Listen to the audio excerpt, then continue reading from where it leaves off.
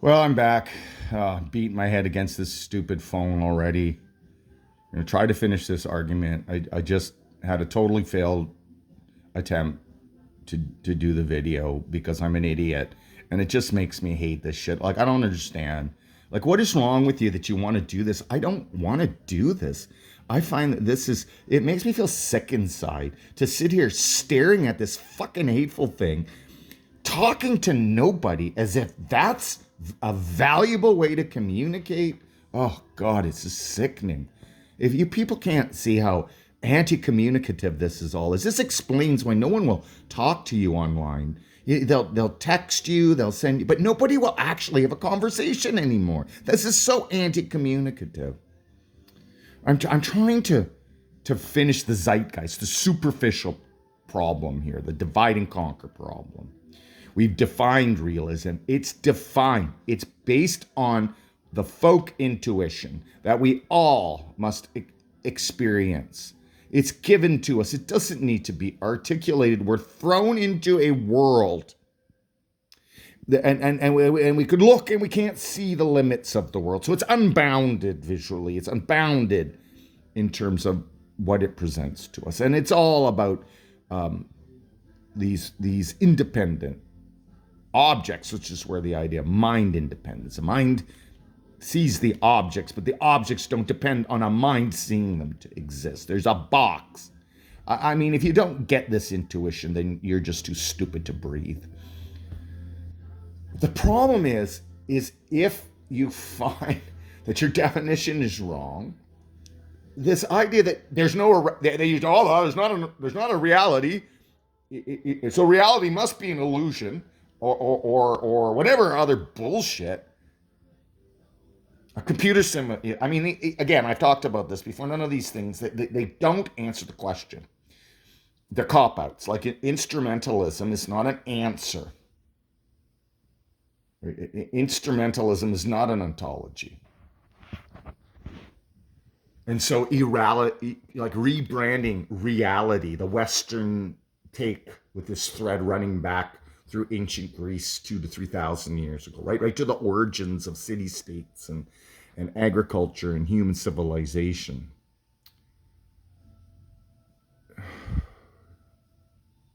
You can't, the label is fine. Let's call it reality. It's not mind independent. I think we need a new definition of reality, one consistent not only with the content that is debunking this classicalism, but let's take a look again at the Eastern view, the mirror view, and because I think you're going to need to combine these two pair of views of reality to get closer to a proper ontology for the world, the universe, existence, and whatever lays beyond that, right? You're gonna always have a beyond problem. This is the problem of language. It circumscribes, it conceives, right, which is to bring together. And once you've bound and brought together, you circumscribed, and so there's an inside and an outside, or at least there's a before and a beyond. And I don't think you can escape this. I don't think you can find any sort of finitude, but for the sort of abstract mathematical one that delimits and limits the finite universe to us based on our ability to view it at all. So this is a boundary, a very thin and non-existent boundary. It's a boundary determined by other contingent dynamisms. And it does not answer the question as to the origins or ultimate nature of the universe at all. But again, I'm trying to get you to understand that this reaction, this knee-jerk reaction, to fail to see that if you're going to go to the opposite concept because you think one concept is false, and it's just a definition, and you're going to fail to see that you're going to go from promoting a positivity as a positivity to promoting a negativity as a positivity. And that's absurd. It was anti-realism, and that meant anti the definition. And it slipped into this irrealist take. The universe is an illusion, a computer simulation, AI. No, this is just a fantasy. And anybody who understands the burden of proof, pro and con, and understands the history by which we've cleaved over a bunch of other binaries to have dug down into this little finger puzzle, this epistemic finger puzzle that the West can't even see it's embedded in. I'm not even able to complete sentences. So here's how I'm going to try to do this. I'm going to try to put the zeitgeist, the superficial one, right?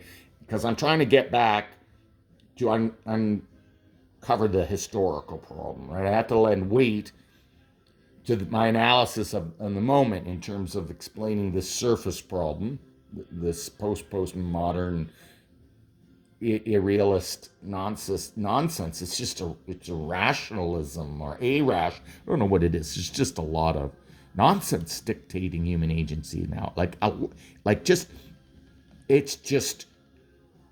It's crumbling underneath, and we're covering up that fact with a bunch of normative stories about how that's not happening, and we keep pumping money and more power into broken, corrupt systems, and we need to start new systems. It's just absurd.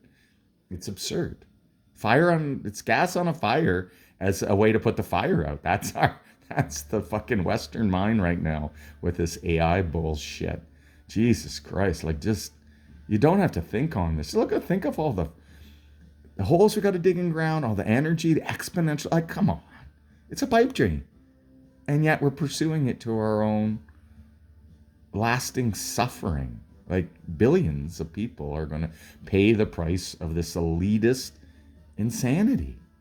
And it's really more about this disease inside us. And look, it's called white male entitlement, but it's not white, it's not male, it's just human. And it's in all of us in different ways. It's distributed in our disinterest in being responsible to the whole. To honor the social part of the contract and not just take as individuals, which is all we seem to be able to do. So I'm going to say, consider this very mundane case to apply the law of the excluded middle, right? That's to say, it can't be true that realism and anti-realism are both deemed true at the same time. That's the law of the excluded middle. It's not an existential law. It's a propositional law. It's a law of logic. It's not a law of existence. Entanglement already shows us there is no excluded middle, spatially speaking, in a pre-entangled system. There will be a correlation of outcomes that are tied to this moment of entanglement, regardless as to the impossibility of conveying information or causation, so that something of the spatiality is of the moment of the original entangling event persists in this relationship and only emerges over a delay when it's decohered.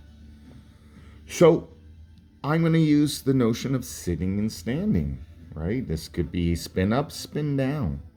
It doesn't matter that the fine analyses aren't identical. In fact, I'm trying to get you to differentiate between these pure, overly cleaved binaries and our overuse and abuse of them, and these other sort of more natural binaries, more as they were given by the folk, which hide spectrums that have paradoxical intentions towards meaning, even as they seem to be defined in pure opposition. There's a hidden spectrum. Sitting and standing will serve as a good example. So one cannot at the same event as that same unique individual be both sitting and standing. However, there is certainly no problem for one individual to be standing at one event and sitting at another, right? This is realism, too. Yet when it comes to the binary of realism, anti-realism, while one can be a realist in one context and an anti-realist in another, it can never be, because of the law of the excluded middle, it can never be the case that both realism and anti-realism are universally and fundamentally true. So if realism is debunked by non-locality, the naivist, the knee-jerk, the binary cleaving, knee-jerk response is then to adapt some kind of irrealism wholesale. If A is false, then not A must be true. I mean, it's the reasoning of a child, really, in the end. To reduce the experience of all that exists just to these propositional carvings, as if there's no hidden spectrum in many of the natural oppositions that we find naively in the world, right? This is the folk view of things, folk theory. So that's not a well-formed reaction, that knee-jerk reaction. It's just another instance of the divide and conquer problem. So I think this is where our current ongoing logical and societal muddles are all driven by this. Now, again, it's hyperbolic because everything is driven by all the spheres of human agency. But I'm taking a perspective from within the tradition that I'm well vetted, and in the context of very live technical issues that Western science still intends to bring into our purview. And I just think they've constructed a fantasy. They're doing something with these computers, but it's not what they say they're doing. They don't know what they're doing. In fact, I don't think Western science really knows what it's doing in a larger ethical sense at all anymore. It's lost its way here. So, if realism is false, because of non-locality and or because the measurement problem might entail necessitating a conscious observer as part of what must then fall to an idealism of some opposed kind, then to just endlessly quibble and or fence posts said here seems to me exactly what has led to all the current irrealisms, problematic blendings of physicalism and idealism, CTM, computational theory of mind, AI, and it from bit.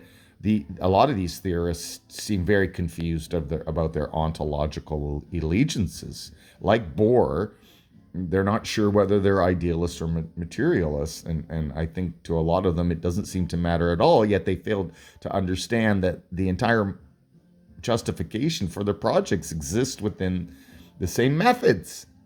So if you're going to use and abuse logic to forward a false project, you should still allow those same logical methods to confront you with the knowledge of that absurd path. But of course, dogmatists don't see that the emperor has no clothes, do they?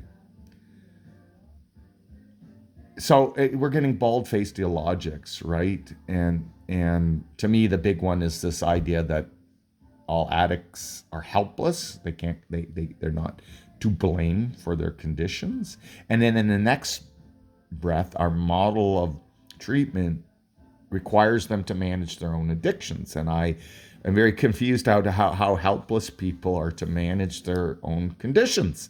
This isn't a logic, and there's many of these illogics at loose in the world, and the average person doesn't have the attention span to even contemplate the two minimal facts that would make that apparent. Their eyes will roll back in their head, and they will get on with judging and hating you for something that has nothing to do with the content that you just soundly provided them, that blew up their own metaphysics, like Kruger and Dunninger to the end, right off the cliff. It's just shocking. It's shocking, the flaw of this animal, this short-term animal. It's horror. This is hell. Like, I can't believe it. There's no way there's a personal God. If you take in what humans are doing right now and you want to tell me there's a God, I'm sorry. No God would ever inflict anything like this on any of its creatures. This is just humans doing this to themselves because we're greedy, stupid. We're greedy and stupid. And we have the capacity to dispel our greed and our ignorance, and yet we choose to compound it to continue to make money on the basis of this false value idealism we call capitalism. It's all in the dividing and conquering, right? Like the fact that our economic system is based on a model with false premises says it's unsound. Why are we perpetuating a false model on the world? We know it's false, and we continue. Like, I mean, again, this is willful ignorance by people in power because they're benefiting, and that's all that really seems to matter to humans, is that they can not have to face the question of death, that they can live in their little bubbles of power their whole life, and damn the vulnerable who have to suffer the consequences of them being so propped up. It's sickening. So I asked the question, what if the folk intuition behind naive or folk realism, which is where we always start, is still intuitively and so semantically apt? This is simply the definition that's wrong, but instead of biting the bullet and changing that definition to in spite of the fact that we're not going to cash out reality as this Newtonian box, what it is that we think needs cashing out is still going to be well referenced by the term reality. There's no point. We lose the thread of our semantic and other intentions. And that's why we've turned to this self-destructive chaos.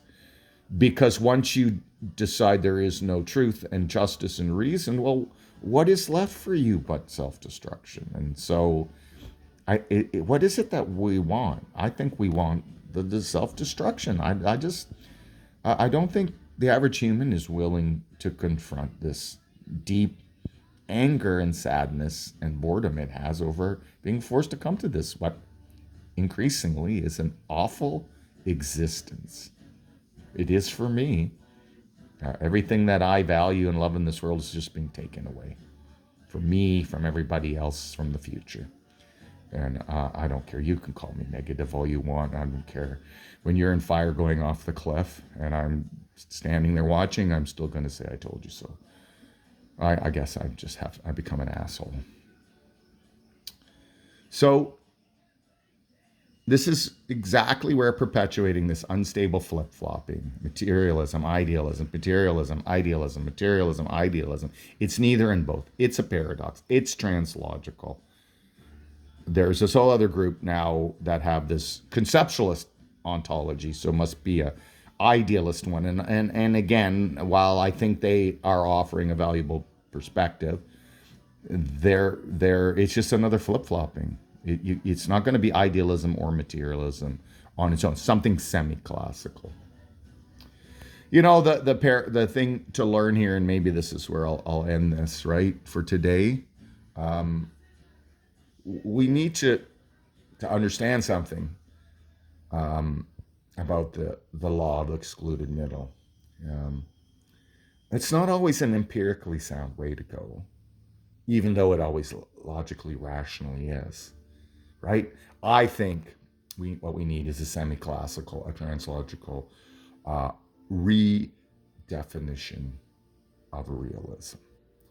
So, and I'll just say a little bit in the terms of sitting and standing. You see, the problem for existence, for experience, which doesn't exist for logic, is there's no such way to cleave my standing and my sitting as purely as the law of the excluded middle will require. In fact, it seems to me I must always pass through some intermediate, some paradoxical point when in spite of the logic of binary carving. So in spite of the fact that in some propositional cases that's an appropriate move, it clearly isn't in the experiential realm, because of course the unusual case, they're not symmetrical, is the sitting, right? Because sitting is vague and unclear and merges into lying and kneeling and all these other pluralities. So really these are all opposed by standing.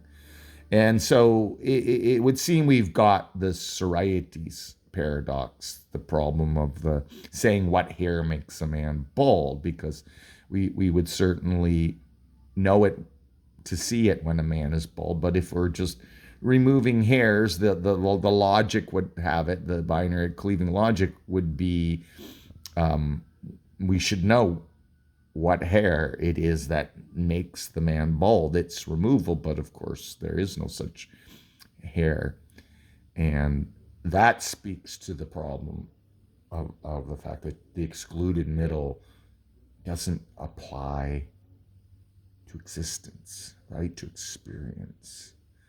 And all those logical problems that we think are solved by defining sitting as not standing and standing as not sitting, all for the propositional carving game, which is fair on its own terms, doesn't work when we try to bring those models back to experience. We're going to find that experience and existence, and that's what non-locality is telling us, that oppositional things are entangled in a way that they will never be brought into the purview of theory or experience, right? And this is the notion of no essence.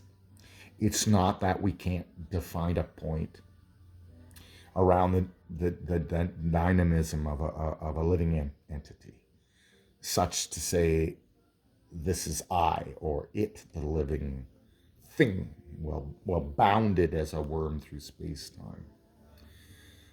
But you're never going to be able to say what that is, because your cleaving of essence in classical terms would forestall any sort of dynamism inherent in the object. Like, it's just another poorly defined problem, right? And this is why seeking for essence went out of fashion. But of course, in finding that all identities are empty, well, that's not satisfying, because it undoes all our naive intuitions about reality and the tangibility of the non-problematically existing objects we encounter all the time. Like, let's not get lost in the obfuscations of sophistry. 99.99% of all people, no matter what they say they believe, act as if there's a real world out there. And that's what should always be of our primary concern. I'll see you the next time.